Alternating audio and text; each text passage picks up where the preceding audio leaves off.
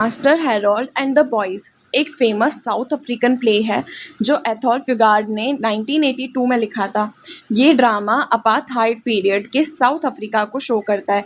Apartheid एक resist system था जहाँ पर वाइट और ब्लैक लोगों के राइट्स अलग अलग होते थे। ब्लैक पीपल के साथ डिस्क्रिमिनेशन होता था। फ्यूगार्ड ने ये जो प्ले था वो अपने पर्सनल एक्सपीरियंसेस और साउथ अफ्रीकन सोसाइटी की हार्श रियलिटी को दिखाने के लिए लिखा था। हैली, इसमें मेन 3 कैरेक्टर है। हैली, हैरोल्ड जिसको जो है, सैम और विली। हैली एक वाइट टीनेज बॉय है और सैम और विली ब्लैक सर्वेंट्स हैं जो कैफ़े में काम करते हैं। इनका रिलेशन वैसे तो फ्रेंडली दिखता है दिखने में तो, स्पेशली सैम और हैली का, क्योंकि ये दोनों क्या पहले बचपन से ही सैम ने हैली को बचपन से ही गाइड किया था। लेकिन धीरे धीरे अपार्थाइड की इनइक्वालिटी और रेशियल पावर स्ट्रक्चर सामने आती जाती है। ये प्ले एक ट्रेजेडी और सोशल प्रोटेस्ट ड्रामा दोनों माना जाता है। इसमें कमिंग ऑफ एज एलिमेंट्स भी हैं क्योंकि हैली का कैरेक्टर चाइल्डहुड इनोसेंस से रेसिज्म और सोशल कंडीशनिंग की तरफ मूव करता दिखता है।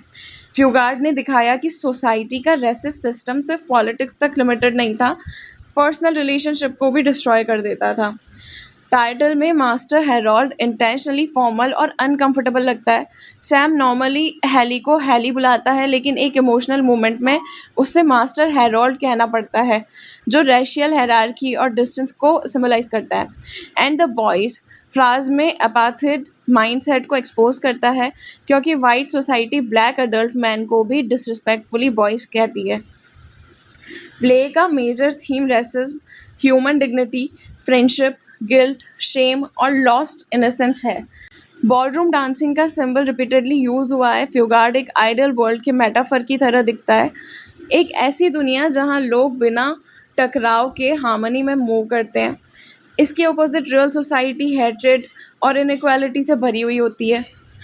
एथोल फ्यूगार्ड ने ये प्ले पार्टली अपनी रियल लाइफ मेमोरी से इंस्पायर होकर लिखा था। उन्होंने एडमिट किया कि बचपन में उन्होंने एक ब्लैक सर्वेंट के साथ डिसरिस्पेक्टफुल बिहेवियर किया था और उस गिल्ट को उन्होंने ड्रामा के थ्रू एक्सप्लोर किया। इसी वजह से प्ले बहुत इमोशनल लगता है। यहाँ पर जनर की बात करें तो इसे सोशल रियलिज्म, पॉलिटिकल ड्रामा और साइकोलॉजिकल ड्रामा के कॉम्बिनेशन के रूप में देखा जाता है।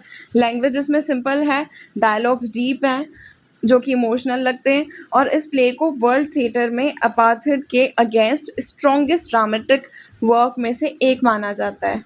ये स्टोरी एक रेनी आफ्टरनून में साउथ अफ्रीका के एक स्मॉल टी रूम से स्टार्ट होती है जहाँ सैम और विली काम करते होते हैं। दोनों ब्लैक सर्वेंट हैं, बॉलरूम डांसिंग कंपटीशन की प्रैक्टिस और उसके बारे में बात कर रहे होते हैं।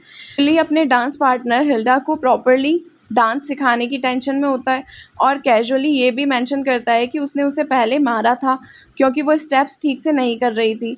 सैम उसको समझाता है कि वायलेंस गलत है और इंसान को कंट्रोल और पेशेंस रखना चाहिए। यहीं से प्ले में हार्मनी और कॉन्फ्लिक्ट का कंट्रास्ट शुरू होता है। थोड़ी देर बाद हैली आता है जो कैफ़े ऑनर्स का वाइट टीनेज सन है। सैम और हैली के रिलेशन को देखकर इनिशियली लगता है कि दोनों क्लोज फ्रेंड्स हैं। हैली स्कूल होमवर्क और इंटेलेक्चुअल डिस्कशन करता है और सैम उसके साथ नॉर्मल फ्रेंडली टोन में बात करता है। हैली अपने स्कूल असाइनमेंट्स और मैन ऑफ मैग्नीट्यूड जैसी टॉपिक्स डिस्कस करता है। दोनों हिस्ट्री, पॉलिटिक्स और फेमस पीपल के बारे में बात करते हैं। इससे लगता है कि सैम सिर्फ सर्वेंट नहीं है, हैली का टीचर और गाइड भी है। कन्वर्सेशन के दौरान हैली का मूड ग्रेजुअली चेंज होता है क्योंकि उसको फ़ोन कॉल्स के थ्रू घर की प्रॉब्लम्स का पता चलता है। उसके फादर अल्कोहलिक और डिसेबल्ड हैं जो हॉस्पिटल में हैं। हैली अपने फादर को लेकर फ्रस्ट्रेटेड फील करता है। वो इंटरनली कंफ्यूज्ड है क्योंकि एक तरफ उसे फादर से हेट है और दूसरी तरफ सोसाइटी ने उसके माइंड में ये आइडियल डाला हुआ है कि फादर वाइट अथॉरिटी फिगर है जिसे रिस्पेक्ट करना चाहिए। जब उसकी मदर फ़ोन पर बताती है कि फादर घर वापस आ सकते हैं तब हैली इमोशनली डिस्टर्ब हो जाता है। मूड हल्का करने के लिए सैम हैली को ओल्ड मेमोरीज याद दिलाता है।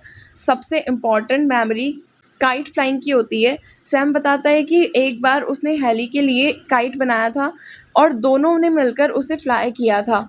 हैली के लिए ये चाइल्डहुड का हैप्पी मोमेंट था, लेकिन सैम रिवील करता है कि उसने हैली को बेंच पर अकेले इसलिए छोड़ दिया था क्योंकि वो बेंच वाइट्स ओनली थी और अपार्थाइड रूल्स के वजह से उसके साथ नहीं बैठ सकता था वो। ये मोमेंट बहुत इमोशनल भी था। हैली को रियलाइज़ कराता है कि जिस रिलेशनशिप को वो नेचुरल फ्रेंडशिप समझता है, उसके बीच सोसाइटी ने इनविजिबल रेशियल वॉल बना रखी है। इसी बीच विली और सैम बॉलरूम डांसिंग की बात कर कंटिन्यू करते हैं। सैम एक्सप्लेन करता है कि परफेक्ट बॉलरूम डांस एक ऐसी वर्ल्ड है जहाँ लोग एक दूसरे से टकराते नहीं हैं, सब हार्मनी में बैलेंस में मूव करते हैं। ये एक्चुअली फ्यूगार्ड का सिंबॉलिक आइडिया है। रेसिज्म और हेट्रेड के बिना दुनिया कैसी हो सकती थी वो दिखाता है। हैली इनिशियली इस आइडिया को अप्रिशिएट करता है और इंटरेस्टेड लगता है, लेकिन फादर की टेंशन बढ़ने के साथ हैली का एंगर भी इंक्रीज होता है। वो बिटर और रूड होने लगता है। सडनली उसके अंदर वाइट सुपीरियरिटी का एटीट्यूड भर जाता है। वो सैम और विली को इक्वल फ्रेंड्स की जगह सर्वेंट्स की तरह ट्रीट करने लग जाता है। एक पॉइंट पर हैली इनिशियली रेसिस्ट जोक बोलता है, सैम को हर्ट करता है। सैम डिसअपॉइंटेड होता है और कामली उसको स्टॉप करने की कोशिश करता है। जब हैली अपनी फ्रस्ट्रेशन और सोशल कंडीशनिंग में सैम के साथ एक्सट्रीमली डिसरिस्पेक्टफुल बिहेव करता है, तो ये बहुत ज़्यादा बुरा लगता है। वहाँ पर वो इंसिस्ट करता है कि सैम उसे मास्टर हेरोल्ड कहे। ये वही मोमेंट है जहाँ प्ले का टाइटल डीपली मीनिंगफुल बनता है।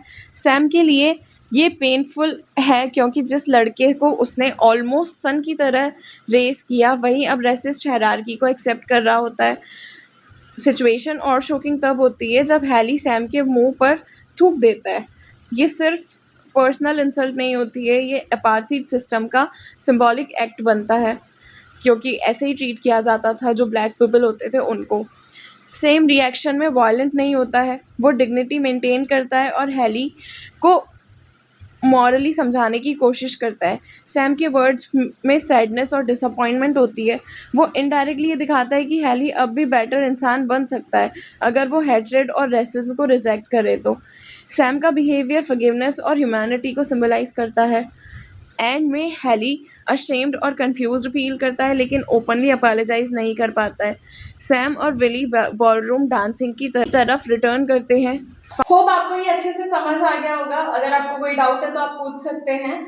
अगर आपके लिए ये वीडियोस यूजफुल हो रही है तो please do subscribe my channel, share my videos. Thank you so much.